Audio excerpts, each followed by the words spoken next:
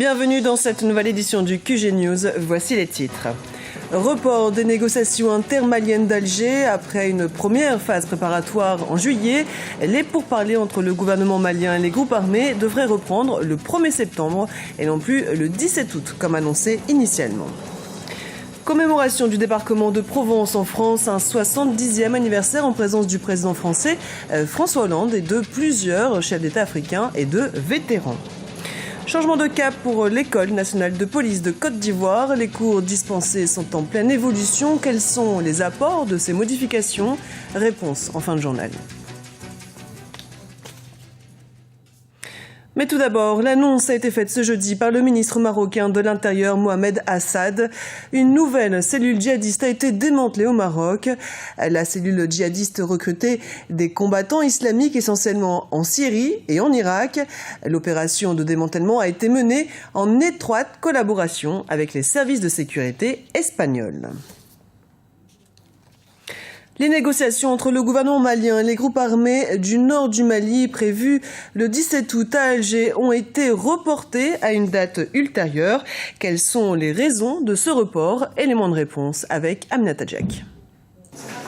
La seconde phase des négociations de paix entre les groupes armés du nord du Mali et le gouvernement initialement prévu à Alger le 17 août 2014 a été reportée au 1er septembre. Une décision qui, selon la diplomatie algérienne, permettra aux parties concernées de disposer de temps suffisant pour mener les pourparlers dans un climat serein et constructif. Cependant, pour certains observateurs de la crise malienne, les dissensions au sein des groupes armés constatées ces derniers temps pourraient bloquer la poursuite des négociations. Après le premier round de négociations à Alger, au retour, les différents groupes armés ne se sont pas bien compris par rapport à la démarche à adopter. Il y a eu 2 ou 3 rencontres à Gao au nord du Mali. Donc les groupes armés se sont rencontrés pour essayer d'avoir une plateforme commune qui vont défendre à Alger. Mais à leur fin, il y a toujours des dissensions et même ils n'arrivent pas à s'entendre, en tout cas sur le contenu de cette plateforme. Donc, ce qui fait qu'il y a non seulement problème au sein des groupes armés, mais aussi il y a problème entre les groupes armés et les autres groupes, c'est-à-dire les milices et les groupes de défense, qui veulent prendre part aux négociations. Selon Ibrahim Koulibaly, les groupes armés et les autorités maliennes devraient créer les conditions adéquates afin de parvenir à un consensus pour une paix durable au Mali. À mon humble avis, c'est pas très compliqué.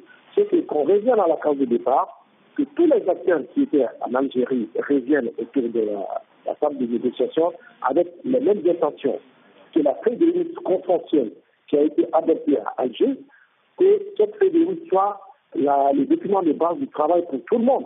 Donc tant que cette feuille de route n'est pas contestée, moi je pense que les dissensions internes peuvent être rapidement aplanies. C'est à l'Algérie de jouer de tout son poids pour que tout le monde revienne en tout cas autour de la table de négociation à Alger. Les négociations devraient aboutir à une 3e phase. Cette étape devrait permettre aux 2 parties d'aller au fond des problèmes et d'obtenir un préaccord avant la signature d'un accord de paix définitif. En France, après la Normandie, la Provence célèbre ce vendredi le 70e anniversaire de son débarquement du 15 août 1944. Il y a 70 ans, 250 000 hommes débarquaient en Provence pour libérer la France de l'occupation allemande. Cette journée, c'est donc d'abord et avant tout l'occasion de rendre un hommage vibrant aux anciens combattants, d'autant que parmi eux figuraient de nombreux soldats des anciennes colonies françaises. Charles de Jouvenel.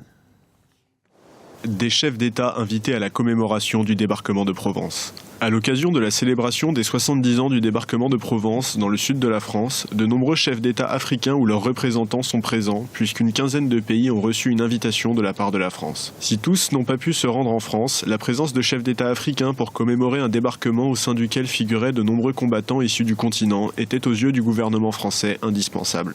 28 chefs d'État et de gouvernement seront bien entendu présents sur ce bâtiment, avec sans doute donc les vétérans français et étrangers, mais bien entendu en majorité africains.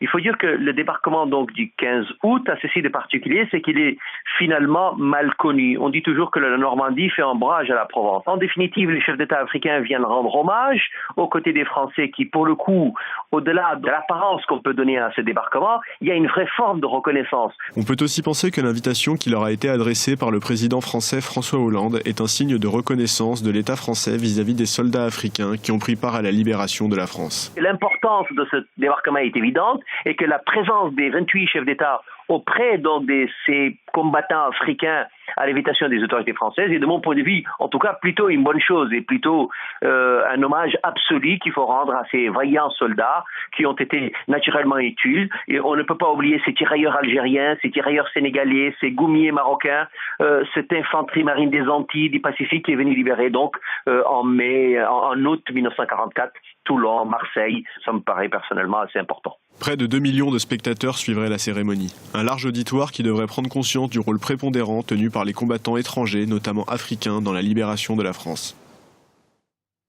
Et à la fin de ce journal télévisé, vous pourrez suivre en direct notre édition spéciale consacrée à la commémoration du débarquement en Provence, animée par Jean Célestin et Djangué.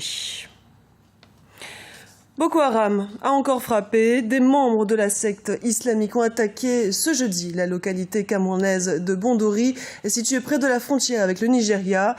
Plusieurs habitants ont perdu la vie. Les membres de Boko Haram ont également tenté d'enlever des habitants avant d'être repoussés par l'armée camerounaise.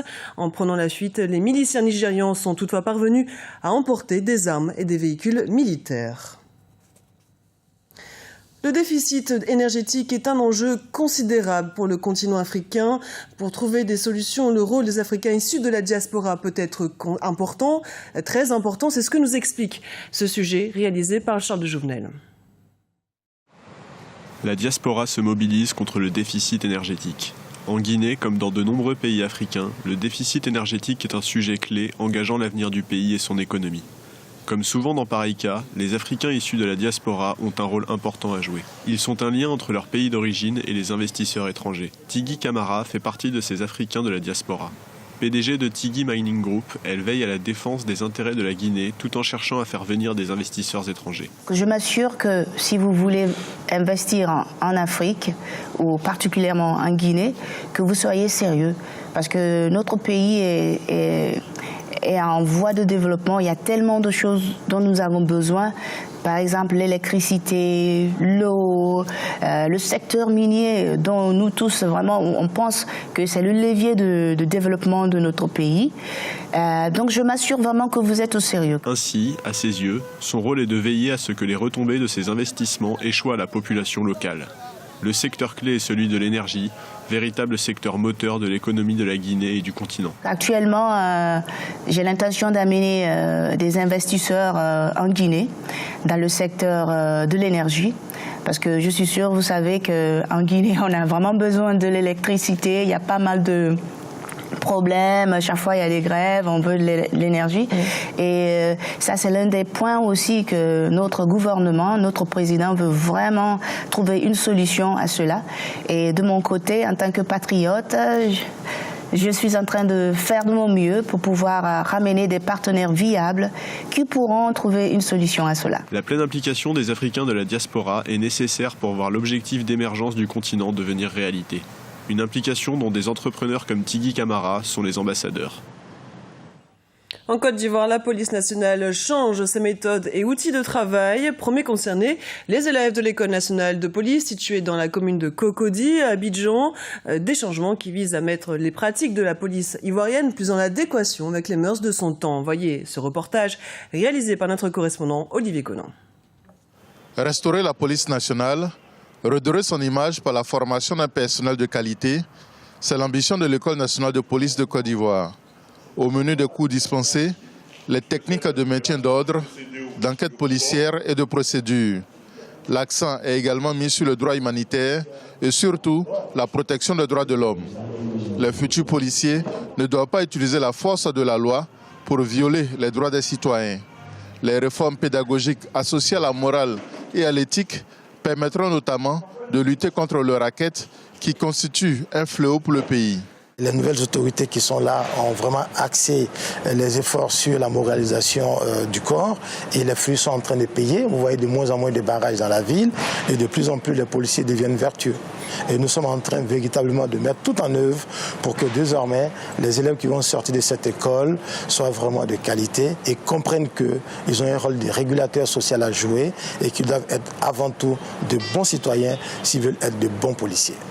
Les 1200 élèves officiers de police partagent la nouvelle vision de l'établissement.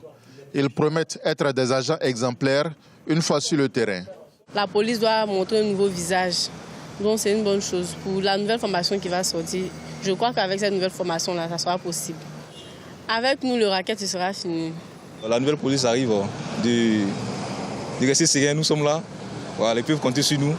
Voilà, nous sommes disponibles. Et dans quelques années, ils verront les résultats. L'enjeu des réformes initiées par l'École nationale de police, c'est de mettre fin à terme au racket des forces de l'ordre.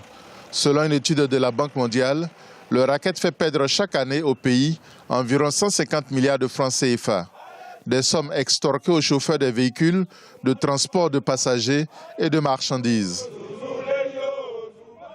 Ce journal a été préparé par l'ensemble de la rédaction. Merci pour votre fidélité.